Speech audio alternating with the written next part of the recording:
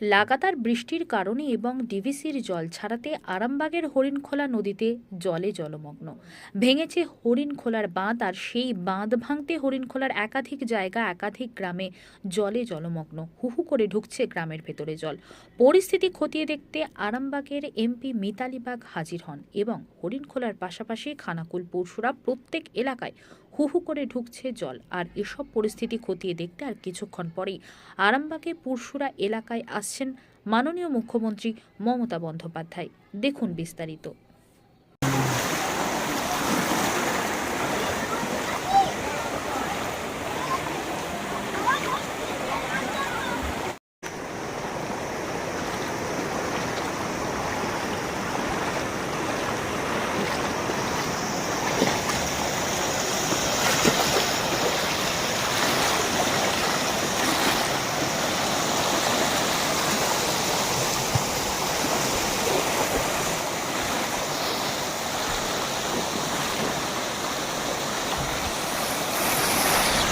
ভাই রে ভাই, ডুবে গেলাম ভাই।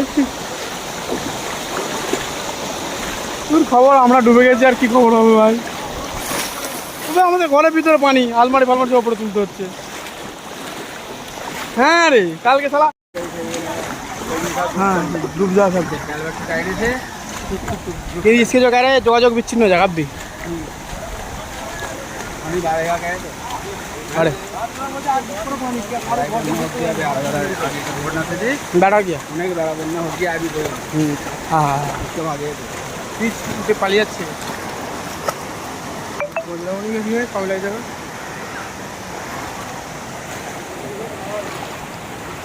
এই মুহূর্তে যেভাবে জল বাড়ছে মুন্ডেশ্বরী নদীর, তো ভয়ানক বহু বাড়ি ইতিমধ্যে ডুবে গেছে। কি বলবেন, কি পরিস্থিতি, কি আপনারা ব্যবস্থা করছেন? আমরা কাল থেকে আমাদের মাইকিং চলছে এবং আমরা সারা রাত ধরে আমাদের কাজও চলছিল।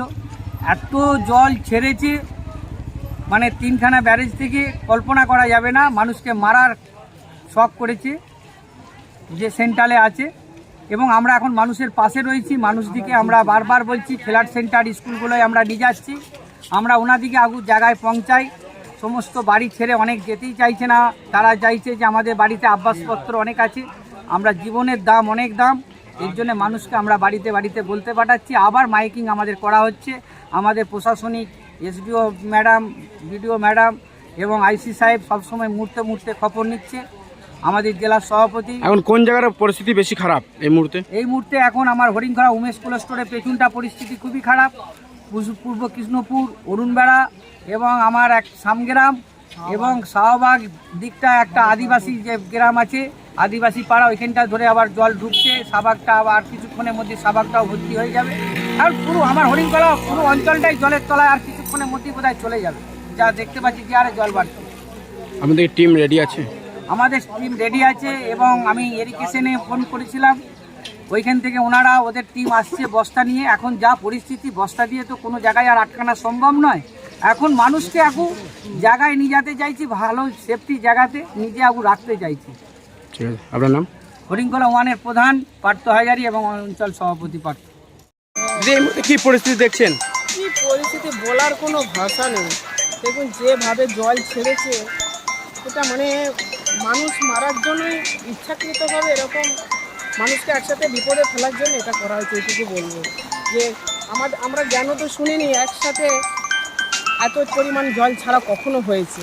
এ যাবৎকাল দেখিনি একসাথে এত পরিমাণ জল ছাড়া। বলছি হরিণখোলা 1 নম্বর অঞ্চলে বিস্তীর্ণ এলাকা প্লাবিত, কি ব্যবস্থা নিচ্ছেন? দেখুন আমাদের মানুষ থেকে প্রত্যেক মানুষকে ব্লক থেকে, পঞ্চায়েত থেকে, থানা থেকে, সব রকম লেভেল থেকে মানুষকে বলা হচ্ছে যে তারা বাড়ি থেকে বেরিয়ে এসে অন্তত প্রাণ আগে বাঁচাক, আগে প্রাণটা বাঁচাক। প্রাণ বাঁচলে আমরা আবার বাড়িতে ফিরতে পারবো। স্কুল, কলেজ, আইসিডিএস সেন্টারগুলোতে রাখা হয়েছে, যেগুলো উঁচু, যেগুলো ডুবে যায়নি। ম্যাক্সিমাম জায়গায় ডুবে গেছে। আজকে নতুন করে তো এইগুলো ভেঙেছে। এগুলো কালকে এতটা ভেঙেছিল না, রাত থেকে সকাল থেকে দাঁড়িয়ে দেখছি ভাঙছে। চোখের সামনে দেখছি সব তলিয়ে যাচ্ছে। কিছু মানে কি করব ভেবে উঠতে পারছি না, চোখে জল চলে আসছে, মানুষ হাহাকার করছে। তো তাদেরকে নিরাপদ জায়গায় নিয়ে যাওয়া হচ্ছে, সেখানে তাদের খাবার দাবার বা শুকনো খাবারের ব্যবস্থা করা হচ্ছে। কোথায় কোথায় মানে সকাল থেকে পরিদর্শন করলেন? দেখুন গোঘাট 1 2, গোঘাট বোগাটির পরিস্থিতিও খারাপ, হরিণখোলা আরামবাগের একটা পার্ট খারাপ। এদিকে আমরা যাওয়ার সময় যা দেখেছিলাম আমরাও পেরিয়ে যেতে পারবো কিনা সেটাও দুশ্চিন্তাগ্রস্ত অবস্থা। মানুষদের কাছে পৌঁছানোর জন্য গিয়েছিলাম। এটা হরিণখোলা আদিবাসী পাড়া সম্পূর্ণ বিচ্ছিন্ন, কিছু বলার নেই, কিছু আর বলার মতো সব মানে ভাষা খুঁজে পাচ্ছি না। দেখে আপনাদের বিপর্যয় মোকাবিলার টিম রেডি আছে? মোকাবিলার টিম রেডি, বিপর্যয়ের টিম আমাদের রেডি রয়েছে। ঠিক আছে, বিপর্যয়ের টিম রেডি রয়েছে। এই ওই দিকটা বেশি ভেঙেছে, সোজা সোজা সোজা দিকে চল। ক্রমশ বাড়ছে। আমরা যা দেখলাম কি আসার পরে আরো বেশি। ঠিক আছে।